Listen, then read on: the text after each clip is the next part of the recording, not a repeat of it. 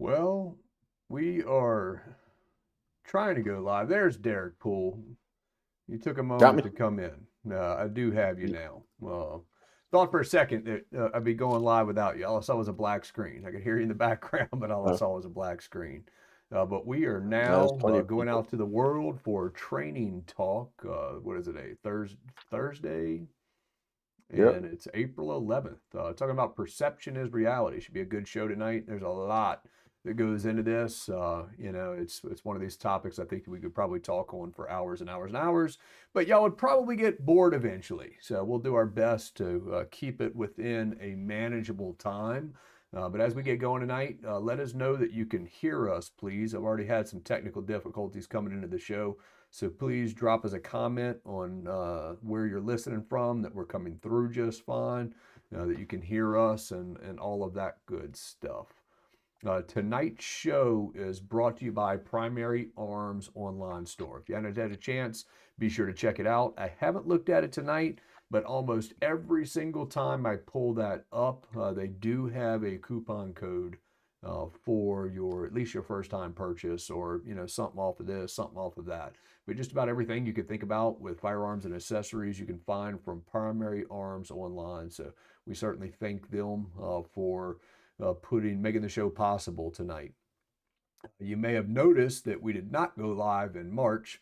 We had some difficulties with streaming. Apparently, Derek held something that was shaped like a banana that maybe we talk about on the show that you're not allowed to hold onto the show. So it's always interesting playing by all of the rules with all of the platforms. But holding bananas during live shows is becoming more and more difficult to do. So we probably won't see us holding bananas tonight, but we're definitely going to talk about bananas. So we'll do our best to make sure the show is not cut off for those that are tuning in. Derek, man, what's been happening? Oh, not much, but you know what? I'm pretty sure it was the other bald guy at PDN that was holding a banana on a live stream. That actually that's fair. That is very true. Uh, you got the show canceled. One of the nights they killed the stream. But you are right. You are Yes. definitely right. It was the other bald guy at PDN that was holding a banana during the live show and got us in trouble for it. So we kind of got Yeah, because you taught me after I got us cut off. You told me that night after we were done, you got us killed on I don't know, one of the yeah. platforms. And it wasn't even I wasn't holding even a full banana. I was only holding the lower part of the That's banana. right. That's right. But the algorithms were able to pick up that it was a banana. Yeah, because I still have that part of the banana sitting right here on my desk Be that I will careful. Don't leave touch the sitting on my banana desk. tonight, Derek. We don't want to get everybody in trouble. Yeah, I know. We're just starting the training tour, right? We don't want to be off air for what, a No month kidding. No kidding. So in the doghouse. let's see. We got Ground Fog over on YouTube is letting us know that he can hear us.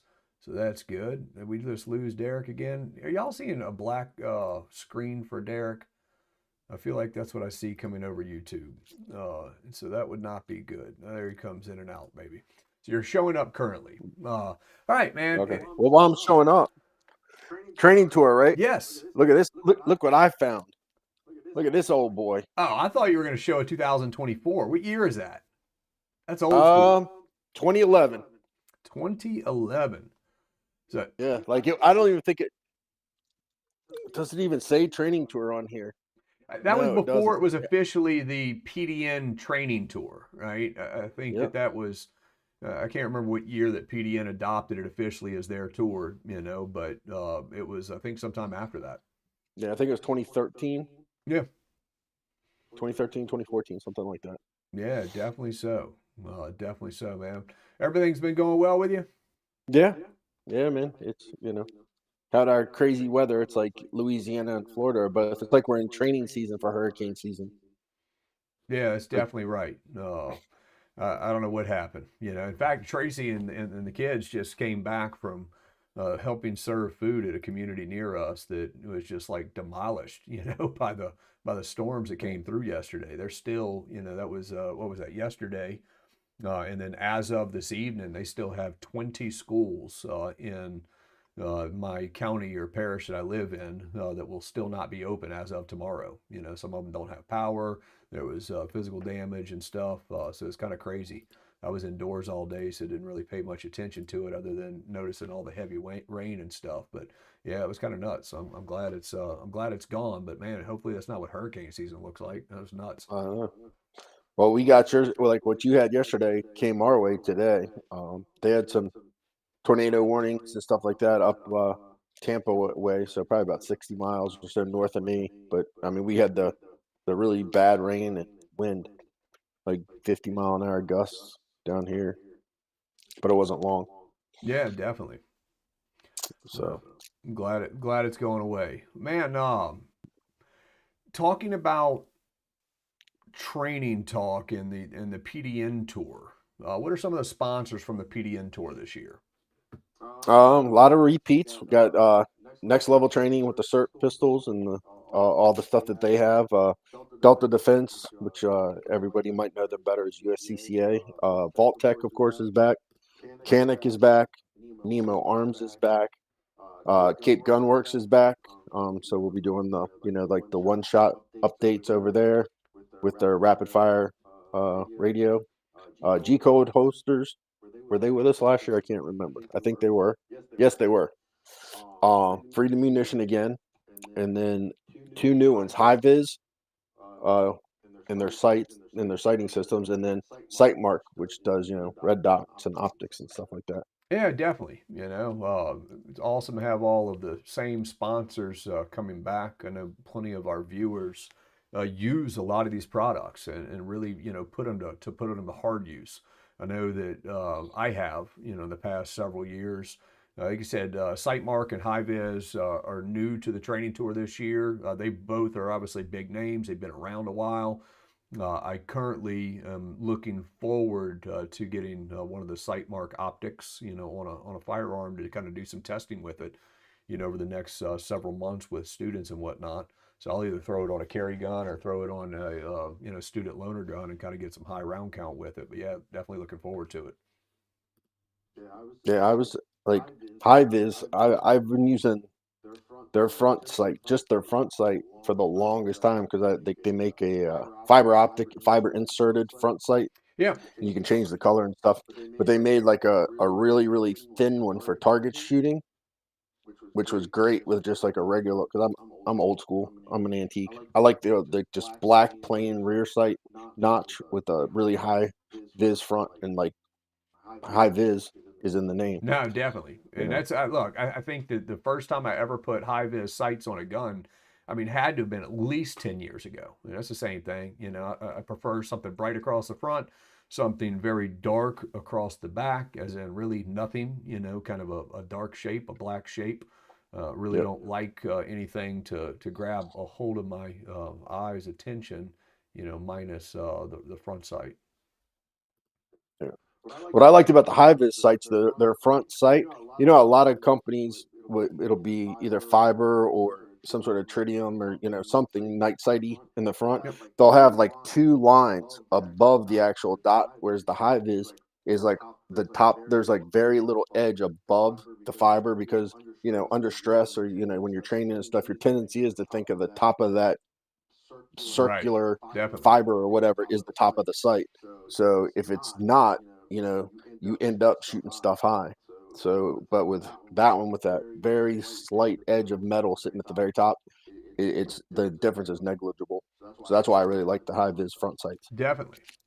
So if y'all are that are viewing this video tonight, or even in the aftermath, if y'all are using some of these sponsored products, definitely let us know your thoughts on them.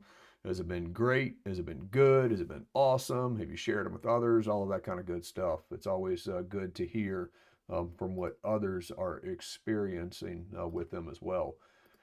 Well, tonight's topic is we kind of labeled it perception is reality, right? We've heard that term for years, we've used that term for years, but inside of the personal defense environment, it really it's almost like a foundation. It's almost like something that is very true in different, all kinds of different situations, right? Like I don't know, like if you've seen it in the news lately, but there's been this Apple River stabbing trial that's been going on over the past couple of weeks and kind of came to an end today. And when you look, and I watched several of the days of testimony and stuff. When you kind of look at it, dive into it, you start to come up with what you believe the outcome of the trial should be. Well, this jury came out with a very different outcome of what probably most other people would think when they would watch through this. But I think if you go back and look at the heart of this case or any other case, when you have the person that is claiming self-defense or protecting themselves in different situations, it's whatever their perception is, right? Their perception is their reality, and it may not come out to be factually prove correct on the back end of it, but it's a lot of it is what they believe in that moment. And we have to understand that sometimes our perception is not factually accurate. Sometimes it's flat out just wrong. And we need to make sure that we build the fact that it could be wrong, into our pre-planning, into our training, and all of that. So we're going to talk about a few different cases tonight where someone's perception, wasn't exactly, what it came out to be. And I was hoping to be able to play some videos tonight, but I've got two concerns with that. One is I don't want to get us booted off the show when any sort of banana-shaped object ends up flashing on the screen, and it'd be thought of by the algorithms that you and I are actually the ones holding the bananas, right? So I've got Right. that concern, with it as well. And then in some testing just now, when I had Deryck first come on, I also kind of ran into an issue of I'm not sure if the sound is coming through. But I definitely want to talk about, a couple of different situations. And if y'all are familiar with, different situations that are similar to this, be sure to, post them in the comments. It comes up, over time and time and time and time and time again, where, someone, believes they're protecting themselves, and who they're protecting themselves against is not actually, a threat or the threat. And a couple of ones that came to my mind earlier when I started to put together everything for the show is one, was a South Carolina father. South Carolina father, and I'll kind of just read some of the details. This was in Greenville, South Carolina. I think this was 2019. But basically, you had an adult daughter who came to visit her father. Right, she's coming to check on her dad, and let's see. He, when she sat there and struggled, to get the key in the door, she's sitting there dealing with it, trying to get the key in the door, trying to get the key in the door, and she's messing with it. And her dad, who's not expecting her, at least not expecting her at that point, believes that there's someone trying to get in the house. And you can imagine, right? He's in a panic. He's concerned. He's worried. He's kind of in a very tense situation, and he armed himself with a firearm. And he wasn't shooting through the door at that moment, but he was sitting there very near the front door with his firearm, thinking someone's getting ready to come through. So you can kind of imagine what's going through his mind at that moment. He's scared to death, and he thinks someone's getting ready to come through, and he's probably trying to figure out, do I shoot? Do I not shoot? When do I shoot? All of that kind of stuff. And ultimately, as the door finally opened, when the girl got the door open, the dad starts shooting, and he's shooting through and kind of at the door, thinking that it's the intruder, trying to come in the house. And it wasn't the intruder. And he ended up shooting and killing his adult daughter, who was just coming to check on him that day, right? And these situations don't happen every day, but they're also not a complete anomaly either. And I think that when we think about home defense, this is definitely something that we have to build into our plan, right? Have you seen stories like that, Deryck? Oh yeah, there's one very similar in Virginia, then another one in Virginia where it wasn't somebody that lived in the house. It was some college kid that was drunk going into the wrong house, thinking that he was at the right house. Yeah, we had something You know, similar to that, back in like 2006 when you had a Japanese foreign exchange student who was going to a Halloween party and knocked on the wrong house, but they kind of knocked like, excited college kids may knock, and it freaked out the people who lived in the home, and they thought somebody was trying to break in. And when the homeowner went outside to investigate it, he's yelling at the guy to stop, but again, Japanese foreign exchange student, kind of a language barrier, and ended up shooting, and killing a college student, unarmed college student. Yeah, it's just, mistaken as a threat. it just seems like so easy to prevent. Like some Right. like those especially. It's like, well, why didn't you yell at them? Like, do you not have a voice? Like, say something instead of just going right Well, into shooting. right. But when sometimes, the guy in the situation in Baton Rouge, right? He was yelling something. He was yelling, "Stop, stop, stop," or whatever that was, right? I mean, he was yelling, and that was part of his defense is that he was yelling, and the guy kept coming towards him, right? And that's, and I think part of this too, Derek, and give me your thoughts on this, right? But think about like auditory exclusion. Yeah. This is something, to me, when someone thinks someone's breaking into their house, especially in the context that, they're home alone or they're home with their kids, right? And it's very unexpected, like the 3 a.m. wake up call kind of a situation, and they think someone's trying to break in. I mean, auditory exclusion's a thing. And so you Absolutely. could have somebody yelling things, like, "Hey, it's your daughter," that kind of stuff that they may not be hearing. Or, it's the police, we have a warrant, all of that kind of stuff could be overlooked simply because of auditory exclusion. Yeah. I but then there's also what the one in Baton Rouge I'm not familiar with. Did he shoot her coming through the front door or did he shoot her coming into a bedroom? So the Into Baton his bedroom? Rouge one, and again, this was years ago, like 1996 or something Yeah. like that, and it was a male college student. But he went out like the wife screamed to her husband that someone was trying to break in, and he armed himself with a gun and went out the carport door. So I think the Uh, guy knocked on the front door, but he went out the carport door to investigate as the kids were getting ready to get back in the car. And so when uh, they saw him, I think that he was going towards him like, "Hey, is this where the party is?" That kind of a situation. I'm sure there were cars all up and down the street, at the time. But he was going towards the homeowner, and the homeowner was scared, that he was coming to attack him. And again, his perception was flat out wrong, but he perceived yeah. his life was in extreme danger. If you give yourself time and space, right, it gives you more time to get actual factual information and not just jump off that perception. Like, why go outside? Like, right, like you're in your house, you have a locked door, they're banging on the locked door. Even if you even if you don't live in a state where you're required to retreat in your own home, why not retreat? Like, you and I, we're both highly trained. Like, I'm not afraid of somebody kicking in my front door if I can I'm pretty sure I can handle myself unless they come through the front door with a shotgun and just shoot me, right? But I'm still in, even knowing what I know, I'm backing up, I'm going in my bedroom, I'm locking doors, and I'm if I really think it's a threat, I'm calling 911 and then sitting in my bedroom waiting for the last chance because last thing I want to do is test out, is my personal defense insurance any good? Right. And that's the part of building it into your pre-planning and training, right? And you got to account for the fact that you could be wrong. And, are you required to, leave your living room and go back to your back bedroom and put yourself behind more doors and call 911?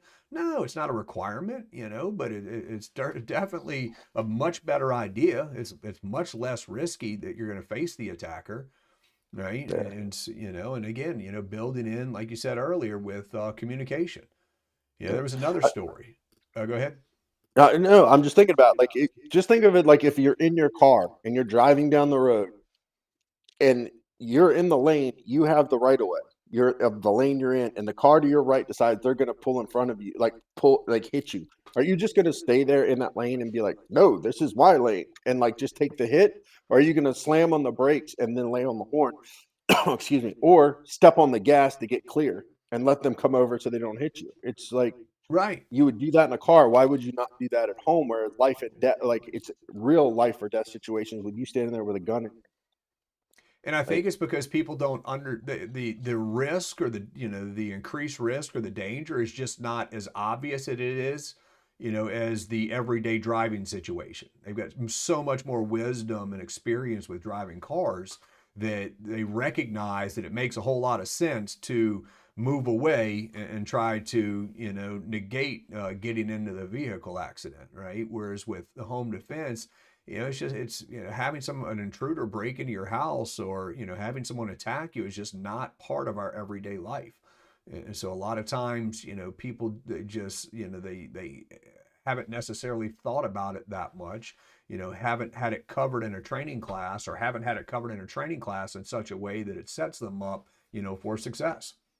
or they've been trained it, but they've been taught that, but they haven't trained it. Right? We're in cars all the time. Right. Right? For the most part, right? Like we say, Rob says, what automobile is like the ubiquitous thing, and we drive all the time. So unless you're a brand new driver, that's not the first time somebody's come into your lane. So you've trained these scenarios and how to what to execute in that instance. Hit the brake, hit the gas, something along those lines. And it's sort of like making the case for, okay, you go to a class and learn this stuff. Now you need to get out on the range and train it, or you need to sit down at the kitchen table with your family, lay down the plan, and then practice that plan that you've laid out. No, I mean, definitely so. And it's another story I remember out of Ohio. If I remember correctly, the daughter was away, like at a sleepover or something like that, some slumber party or something. And I think this was Ohio, but she just wasn't having a good time, and she decided to come home, right? And mom and dad are home, they're in the bed, they're sleeping, and all of a sudden here's someone coming in. And so this isn't the going outside to investigate, but this is someone actually, in the house kind of thing, right? And dad grabs the gun to investigate, and sees the shadow coming from the garage, and ends up shooting the shadow, and ended up being his daughter, right? And shot and killed his daughter, right? And again, it's one, we talked about it, and you just talked about it. We need to train to not go towards that attacker, right? We need to be trying to get away from the threat, not putting ourselves in more danger. And there's going to be exceptions to that, right? And so, like, I don't expect someone who has kids in their home to Right. lock themselves in their bedroom and not put themselves in danger to be able to go rescue their children, right? And so that there are times that we have to put ourselves at more risk, but there's a motivation to be able to do so. But if we're home alone, why put yourself in more risk? Why put yourself facing the threat? And even then, could be negated with things like communication and a flashlight. And to me, and I know you teach the same thing, right? If you're staging a gun for home defense, you better be staging a flashlight with it. Yeah, absolutely. It's really weird. Like even at its darkest, our house, you can still walk from the master bedroom all across the house to the guest bathroom and not need to turn on a light because there's just that much light in the house. Be it moonlight coming in through different windows, be it we got little fly like little traps, bug traps that have like little lights that are constantly glowing. So, I mean, if you don't have that kind of stuff, maybe you set up little night lights throughout the house so you can actually see a little better if you have a house that's completely pitch black once you leave the bedroom. Right. No, definitely so. Or, it's 2024, right? So you can automate your lighting. If you run an alarm system, most modern alarm systems, you can set up lighting in it and set up certain rules that, if the alarm is triggered, then automatically certain lights can be turned on, to illuminate certain areas, or to potentially, hopefully scare bad guys away, right? Not something we can depend on, but it's definitely something that can help. Maybe it's porch lights, outside lights that are turning on, and that's all beneficial. Yeah. I, and like you were saying, like with kids, like I don't have kids, you do have kids, but like even if you were moving from your master bedroom to get over to where the boys are, I mean, I know you all already have a plan. You're gonna get from where you were to where the boys are. You're not gonna linger in between because you think that door over there is opening. You're going straight to where the boys are to protect them as a last line of defense. right? Right. You're not going to like sit there and like all of a sudden hold your gun in the ready position, just pointing at this door that's just rattling when you could have like extra doors and layers of defense to protect you, because you're the one with the gun. You're the one's going to protect the family, right? Right. I, you know, we watch the news, and maybe it's just because we do this for a living and we teach it for a living and we study it for a living that it seems almost like ridiculous. How could anybody even think this way? But news stories are out there to say, yep, it happens. Yeah, and And we're going to talk about a big story, big national story that happened outside of the home here in a couple of minutes as well. One other story that came up in your home state, and I'm not sure what the outcome of this ended up being, but I remember it when it happened. It was in Florida, and what had happened was a husband, wife, pregnant wife. She's sleeping, he's sleeping, and in the middle of the night, he hears something. Right? He believes that that someone's broken into the house, and so he grabs his gun, to go investigate. And what he doesn't realize is he thinks his wife's in bed sleeping. And so when he sees the person, in the hallway, in the dark hallway, he shoots, and he shot and killed his pregnant wife. And I remember when this happened, it's all the officials really felt that this truly was an accident. It wasn't some husband trying to get away with murder or something. They really felt that this was somebody who truly felt that his own life was ruined, because he accidentally killed his pregnant wife. yeah, And again, just very avoidable. yeah. That was over in Stewart. That was like straight across from us. I think it was like 3 or 4 years ago. He hit her with a headshot. Yeah. Yeah. And look, I mean, it's again, they don't happen every day, but it's not an anomaly. These kind of incidents happen. I remember I had a student a couple years ago that his boss shot his 14-year-old daughter in the head, thinking that she was an intruder. Thankfully, she survived it. I remember an NYPD cop shot a son climbing into a window, thinking it was an intruder when it was the son sneaking back into the house. It's I had a friend of mine. A friend of mine went to his. He called his mom. He left his sunglasses over at his mom's house, and he's like, "Mom, I left my sunglasses there. I'm going to come by later and get them." Well, later ended up being from, instead of coming over in the afternoon daylight hours, he had kind of gone out to a restaurant, stayed a little later or something, and hit his mom's house. It was like midnight or 1 o'clock in the morning or something. And so he goes to his mom's house. He's got a key, right? Goes in mom's house, grabs his sunglasses off the counter, and then is like, maybe I should tell mom, that I'm here. Right. And so she doesn't get scared. Well, mom sleeps upstairs. And so he goes to tell his mom that he's there. And, as he hits the stairs, he's got a red light like bouncing all over his body.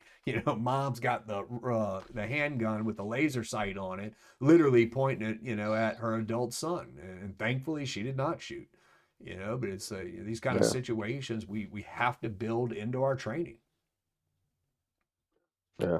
Like the one over in Stewart, if I remember right, the guy had a flashlight attached to his handgun, and when the cops got there, he was outside with the other kid. Like the gun was sitting like near where he'd shot his wife and tried to render first aid with the gun on the ground, and the light was actually Yeah, on. The flashlight was yeah, on. it is what I remember as well. Yeah. That we've talked about flashlights and guns No, before. definitely So so. And again, I don't know all the specifics on that case. It could have been that, that I don't know if he intentionally fired the shot or unintentionally fired the shot, but regardless, it happened. It yeah, definitely happened, and as a result, his he killed his pregnant wife. Right? I mean, I can't imagine having to deal with that psychologically. yeah. I didn't hear any more about it. Like I remember he was not arrested, I don't believe, but it was like they never released names and stuff because we have Marcy's Law down here. Mm-hmm. Um, and then we never really heard it. I never really heard anything more about it. But like according to the police statement, I remember was it seems like it was purely an accident, but they were still investigating it as uh, uh, suspicious death. Right. But after that, I didn't hear anything more Yeah. about it. Now I have to look back into it. Um, Okay. so I mean, those are all home defense situations, and but it's not all just home defense. It can happen in a public environment as well. I remember this has probably happened, a few times over the years, and it's not always involving law enforcement, but I remember a big one. I think it was 2021, maybe. November 2021. It could have been November 2022, but I do feel like it was in the fall, where an active shooter decided, a guy, decided that, like, hey, I think his manifesto showed this, but hey, I want to kill some police officers. And so today's going to be the day, right? So he grabs his gun, grabs his ammo, shows up to downtown Colorado Springs, gets out of his truck, with a shotgun, goes up behind a police officer and kind of yells at the police officer. And as the police officer turns, he hits him with a shotgun, kills him. I mean, the officer never even stood a chance of being able to get a gun out of the holster. Well, you had a good Samaritan who witnessed this situation. And the good Samaritan is like, he wants to stop this guy from killing other people, right? And he witnesses after this guy murders a police officer. The guy goes back to his truck. He exchanged the shotgun for an AR-15 and then starts walking towards other people, right? So the good Samaritan, concerned about the safety of everybody there, shoots and kills, the attacker. And there was a huge success in the fact that within seconds, this attacker was stopped by a good Samaritan. Well, and this is the one that the Good Samaritan, unfortunately, believed that he needed to secure the gun, right? And so he goes over to the attacker and picks up the rifle. And as he's picking up the rifle, you've got other officers responding to a police officer being murdered, right? And so you've got an officer down call, active shooter. You can imagine the officers that are coming there and their perception, right? And they're looking for the killer. They've got numerous 911 calls, I'm sure, and they're looking for the guy with the gun. And they see the good Samaritan pick up the AR-15 and believe that he's the shooter, and end up, unfortunately, he was shot and killed by one of the responding officers. And, the officer was operating off of the best information he has, but, his perception was his reality, but his perception was also wrong. And he shot and killed the innocent person. And, and that is a risk, right? Especially with any type of active shooter situation. I remember it was Uvalde, the initial officer on scene with Uvalde.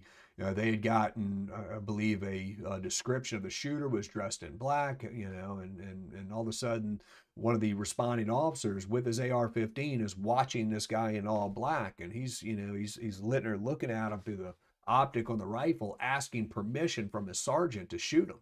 And the permission didn't come fast enough, and he was the window of opportunity closed. But who he almost shot and killed, potentially was the coach. Mistaken identity, right? And so this kind of stuff comes up more often, I think, than a lot of people realize, in the public environment when we talk about active shooter response, because there's just so much chaos. And you're, especially from the law enforcement side, you were asking officers to intentionally put their life in danger and go find the guy who's murdering people, right? And so in these types of situations, you can imagine, what they're going through, as they're putting themselves into these situations, and they're looking for the guy with the gun with instructions on stopping the guy with the gun. Well, everybody who's got a gun that's not wearing a uniform, the risk is not zero, right? It's greater than zero, whatever that is, that the officer could make the mistake and shoot the wrong person.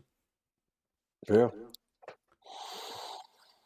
You know, but once again, it comes down to training, and getting like running the scenarios of what ifs in your head, and we talk about that one too. You have no duty to render aid, do not approach the suspect, like all those things we tell you know, our non-law enforcement students, you know, and you have to think about it and be ready to execute the plan.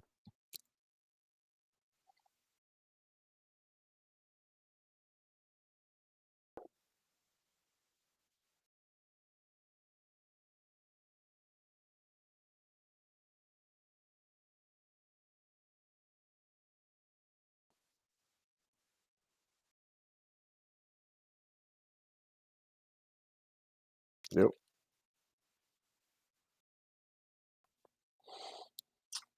Yeah. It's bring it. No, I was gonna say, all right, we get ready to bring on the big one.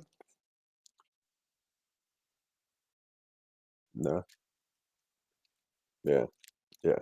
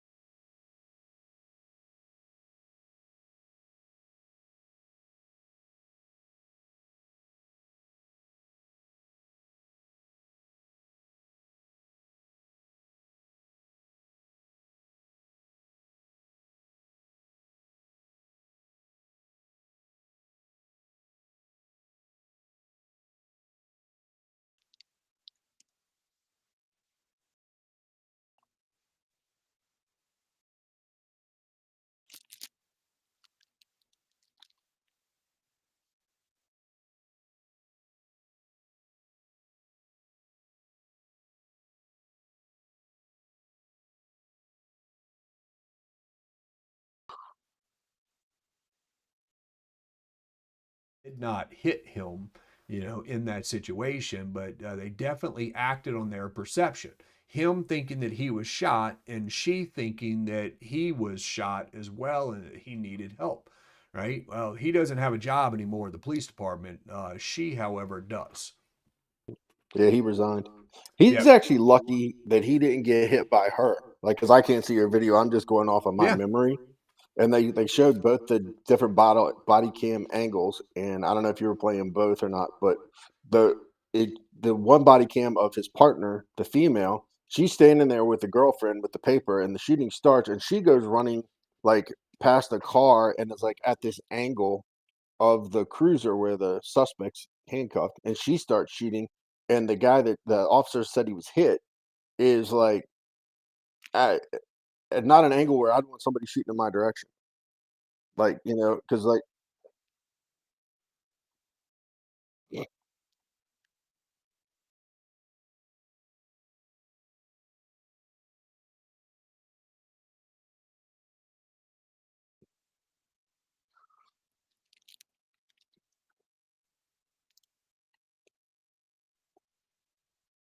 yeah, it's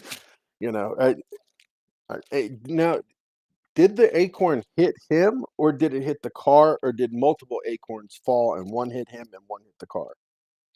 That was what I was never clear about. Like, because witnesses I heard said they thought they heard what sounded like muffled gunshots. To me, that would be the acorn hitting the car. And the reason I say that is when I lived up in Maryland and I first bought my house, I lived out in the woods, and we had a walnut tree. And I didn't know that we had a walnut tree. Never paid much attention. It was on my neighbor's house, but overhung my driveway. And I was sitting in my living room watching TV, and I heard boom, boom, boom outside, and I'm just like, "What the heck was that?" But I never thought gunfire, and I was like sitting there, I'm like, "Huh." Sitting there watching TV somewhere, I swore I heard it again, and I'm like, "What the heck is that racket?"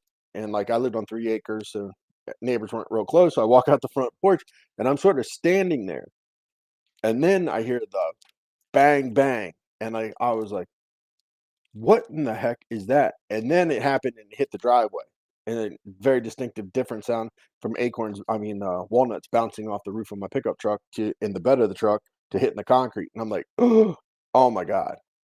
So, like, I can get where an acorn hitting a car would sort of, like, might sound, kinda like gunfire if you don't know gunfire, like to the average person walking down the street.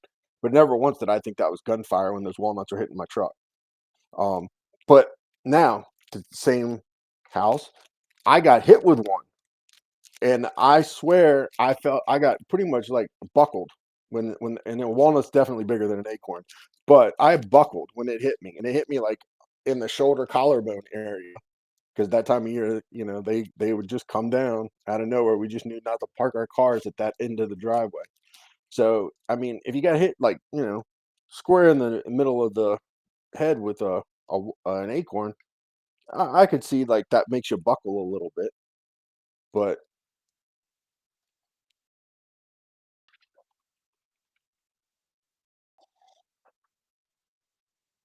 I remember that. Right.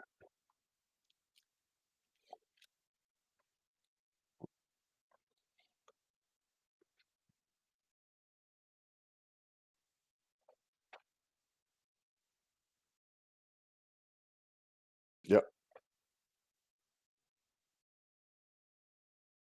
No, you're missing verification of what actually is happening. You actually have to process the information and verify that was an actual gunshot at me. Like, you,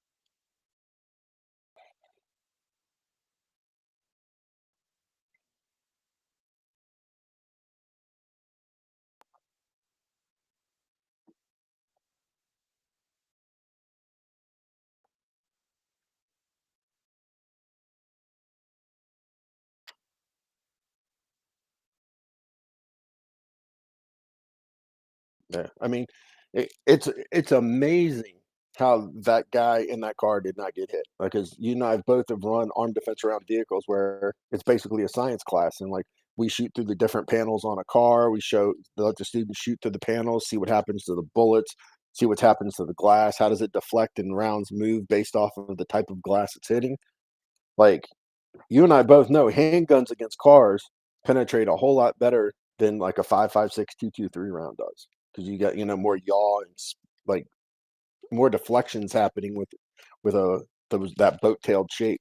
Man, I don't know how that guy did not get hit. That was like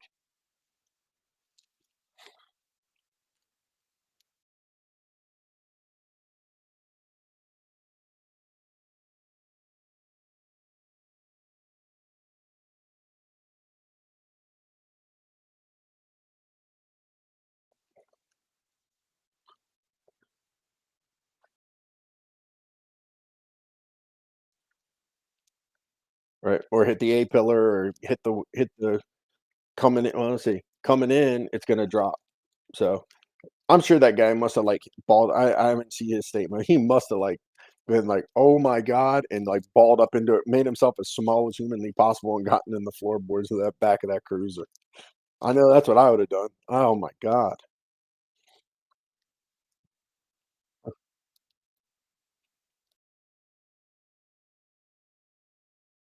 But hey, you know what? People make mistakes. It's a life or death situation. You don't expect it from a police officer. And if I remember right, because I read an article, I think it was on Police One, that both officer and partner were up to date on their training qualifications with firearms, and they were up to date with their qualifications on hand to hand stuff. So, you know, thankfully, neither one of them.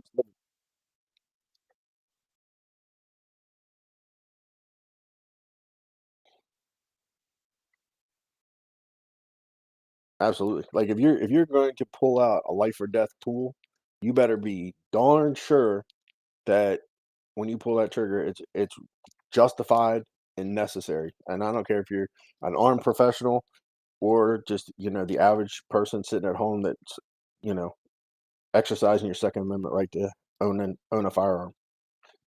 It's part of the responsibility. So you can go to 100 training classes, but if you just go to 100 training classes over 3 years and never once bother to go out and keep training on your own, you could end up doing something really bad and put yourself in a really bad situation. And okay, you get off because of whatever the law is, whatever technicality, whatever. You still got to live with the fact that you took somebody else's life and the fact and all the baggage that comes along with that. So, I mean, personally, it's like the last possibility in my little arsenal of tools I have. And everybody that carries a gun should have feel the same way.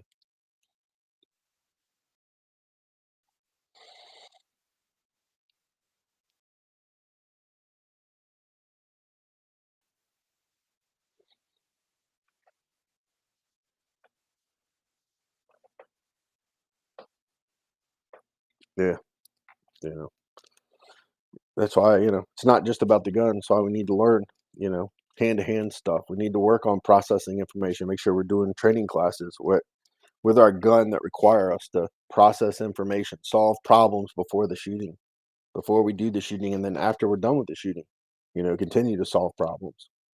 Because if you do that, then you're like in the right mindset, you know.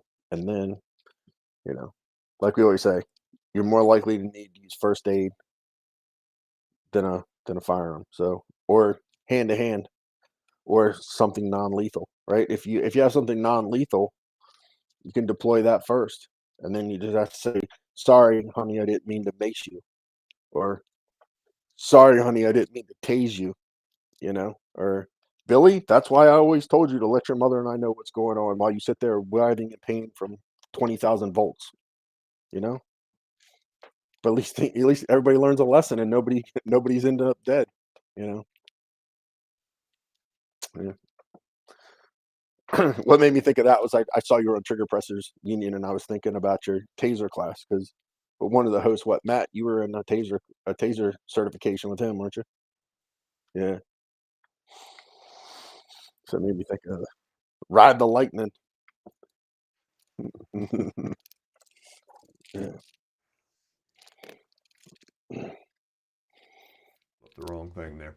Ah, but no, I mean definitely so. So that's those of y'all that are watching tonight. We can't highlight enough to build this kind of stuff, into your home defense or into your public space, self defense plan in your training and making sure that that information processing is part of your training, part of your practice, and ideally put it into an experiential learning along the way with things even like training around scenarios or just miniature simulations and stuff. But information processing is very, very important.